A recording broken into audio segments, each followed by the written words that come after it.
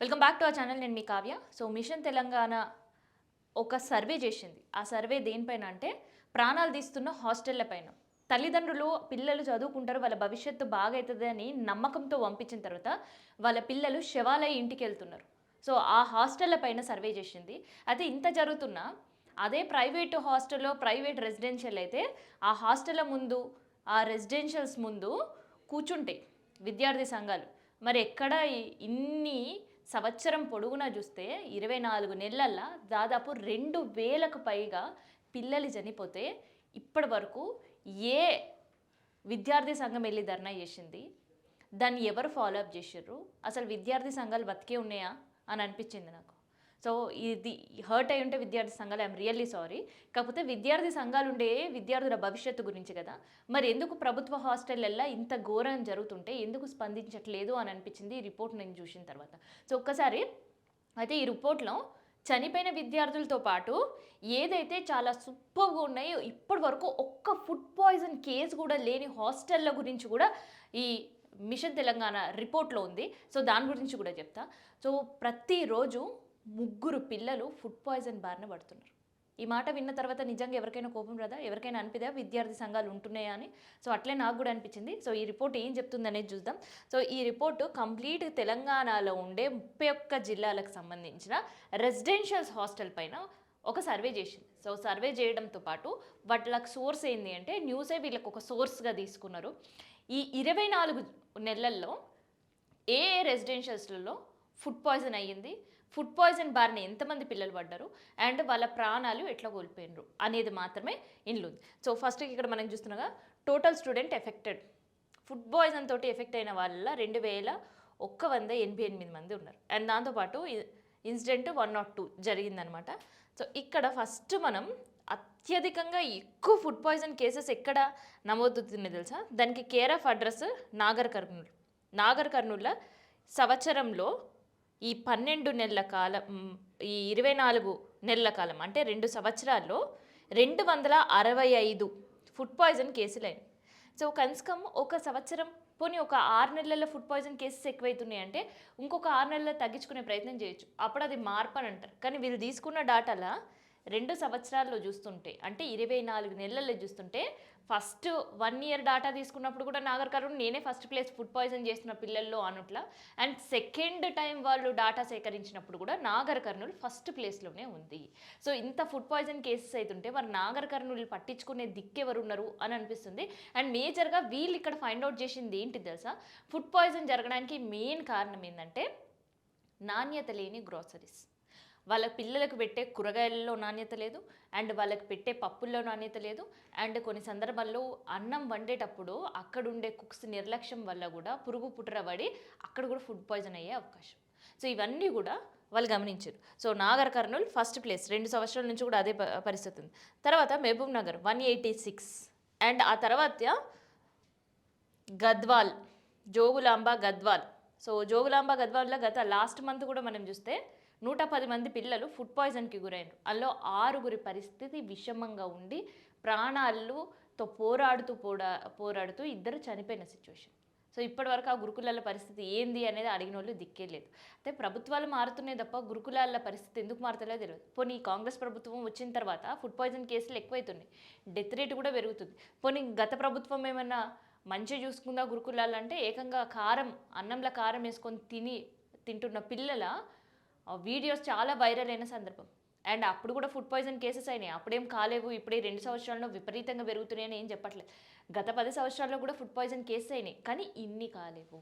So గత 10 సంవత్సరాలతో కలిపి 2000 చిల్లర ఉంటే ఇప్పుడు కేవలం 2 సంవత్సరాలనే 2000 చిల్లర ఫుడ్ పాయిజన్ కేసెస్ చూసి దౌర్భాగ్యమైన పరిస్థితులు ఉన్నాయన్నమాట రెసిడెన్షియల్ స్కూల్స్.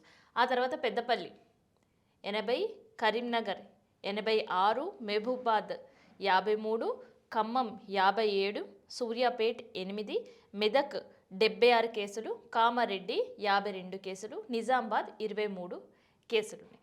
అండ్ ఆదిలాబాద్ 47 కేసులు, కొమరం భీంలా 34 కేసులు, మంచిర్యాలలో 14 కేసులు ఉన్నాయి.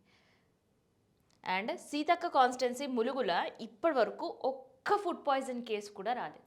అది కూడా మనం మాట్లాడుకోవాలి. అంటే సీతక్క తీసుకుంటున్న అక్కడ గురుకులాల పైన ఆల్ ఆఫ్ సడన్గా వెళ్ళి ఏమైనా చెకింగ్స్కి ఇట్లా చేస్తుందా, లేదంటే చెకింగ్ చేసే సిబ్బందిని పకడ్బందీగా పెట్టిందా, లేదంటే ఎటువంటి ఏం జరిగినా కూడా సహించనని చెప్పిందా, ఏం చేసిందో తెలియదు. కానీ మొత్తానికైతే వాళ్ళని ఒక గాడిలో పెట్టిందని చెప్పొచ్చు. ములుగులో 2 సంవత్సరాల్లో ఒక్క ఫుడ్ పాయిజన్ కేసు కూడా రాలేదు.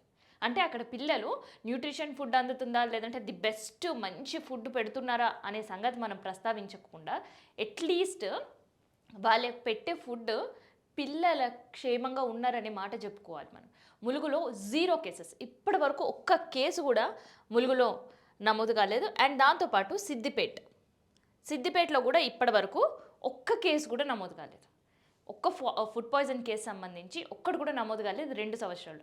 సో ఇది సంతోషించాలి. అట్లీస్ట్ సిద్దిపేటలో, ములుగులో, రాజన్న సిరిసిల్లలో చదువుతున్న విద్యార్థులు పేరెంట్స్ అందరూ చాలా ప్రశాంతంగా ఉంటారు. ఎందుకంటే వాళ్ళ పిల్లలకి నాణ్యమైన చదువు అండ్ దాంతోపాటు ఫుడ్ అందించలేమనే ఒక ఒపీనియన్తో ఎవరైతే గురుకులాల్లో చేసిండ్రో అట్లీస్ట్ వాళ్ళు ఒక ప్రశాంతంగా కంటి మీద కునుకుంటుంది వాళ్ళకని అనిపించింది నాకు ఇది చూసిన తర్వాత. సో అండ్ దాంతోపాటు సూర్యాపేట్ కొంచెం నయం, కేవలం ఈ 2 సంవత్సరాలలో 8 కేసులు మాత్రమే ఇక్కడ నమోదైనాయి.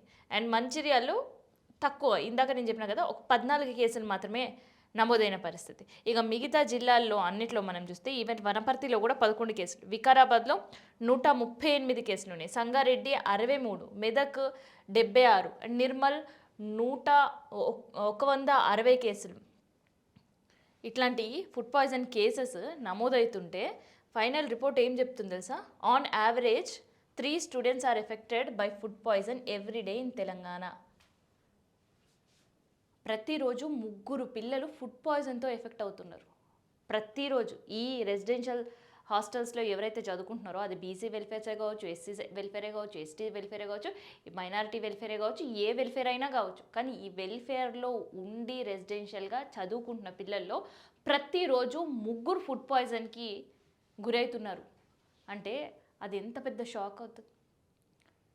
వీళ్ళ రిపోర్టు నేను అందుకనే ఫస్ట్ అన్నా, ప్రతిరోజు ఒక 3 విద్యార్థులు ఫుడ్ పాయిజన్కి గురవుతుంటుంటే అది గవర్నమెంట్ ప్రభుత్వ ఆధీనంలో నడిచే రెసిడెన్షియల్స్ ఉండే సిచ్యువేషన్లో ఉంటే మరి విద్యార్థి సంఘాలు ఏం చేస్తున్నాయి, ప్రతిపక్షాలు ఏం చేస్తున్నారు? కేవలం ప్రైవేటు స్కూల్లో లేదంటే ప్రైవేటు హాస్టల్లో ఏదైనా ఇన్సిడెంట్ జరిగితే గోల చేసి జెండాలు పట్టుకొని అక్కడ గేట్ల ముందు బైఠాయించి బద్దలు కొట్టి నానా రభస చేసి ఆ ఇష్యూని సార్ట్అవుట్ చేసేయడానికి ఎంత ప్రయత్నాలు చేస్తుంటారో, మరి ఆ ప్రయత్నాలలో 1% ప్రైవేటు కాలేజీలు, ప్రైవేటు రెసిడెన్షియల్ హాస్టల్స్ జరిగిన ఇన్సిడెంట్ అప్పుడు స్పందించి చేసే అక్కడ ప్రొటెస్ట్లలో ఒక 1% గనక గవర్నమెంట్ గురుకులాల ముందు చేస్తే, రెసిడెన్షియల్స్ ముందు చేస్తే ప్రతిరోజు 3 పిల్లలు ఫుడ్ పాయిజన్ తోటి ఇంపాక్ట్ అయ్యే అవకాశం ఉంటుందా?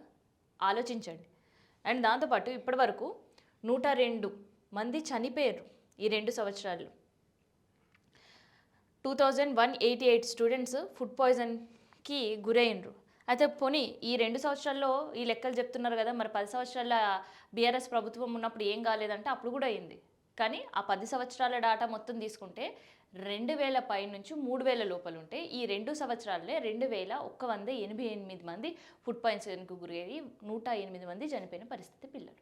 ఈ 108 మంది చనిపోయిన పిల్లల పరిస్థితికి ప్రభుత్వం ఏమైనా భరోసా ఇచ్చిందా వాళ్ళ పేరెంట్స్ కంటే? ఏమీ లేదు. పోయినా అక్కడ వాళ్ళు చనిపోయిన తర్వాత ఆ హాస్టల్ల పరిస్థితి ఏమైనా మారిందంటే ఏమీ మారలేదు. ఇంకా ఏంటిదంటే అక్కడ ఉండే వాళ్ళ తల్లిదండ్రులకి గత్యంతరం లేక మాత్రమే వాళ్ళని ఇంకా గురుకులాల్లో ఉంచుతున్నారు. అది తప్ప ఇంకా వాళ్ళకి ఇంకేం ఆప్షన్ లేదు.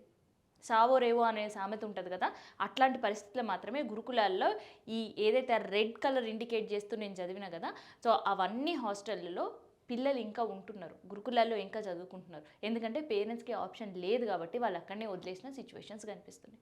మరి గురుకులాల పరిస్థితి అట్లీస్ట్ వచ్చే ఏడాదికైనా మారాలని మనం కూడా కోరుకుందాం. ఏదైతే ప్రైవేట్ హాస్టల్స్, రెసిడెన్షియల్స్ ముందు లేదంటే కాలేజ్ల ముందు ఇన్సిడెంట్ జరిగినప్పుడు స్పందించే ప్రతిపక్షాలే కావచ్చు, అండ్ దాంతోపాటు స్టూడెంట్ యూనియన్లే కావచ్చు, మిగతా సంఘాలే కావచ్చు, అవన్నీ కూడా గురుకులాల్లో ఇన్సిడెంట్ జరిగినప్పుడు కూడా అదే విధంగా స్పందిస్తే అక్కడ సిబ్బందికి ఒక భయం ఉంటుంది. ఒక్క హాస్టల్ దగ్గర సెట్ రేట్ అయితే వాటిని చూసి మిగతా హాస్టల్స్ కూడా సెట్ అయ్యే అవకాశం ఉంటుంది. అక్కడ ఉండే పిల్లలకు ఒక నాణ్యతమైన ప్రోటీన్ ఫుడ్ అందించడం, చాలా మంచి భోజనాలు చెప్పుకుంటామని ఏ ప్రభుత్వం మారినప్పుడల్లా ఆ ప్రభుత్వం చెప్పుకుంటూనే ఉంటుంది.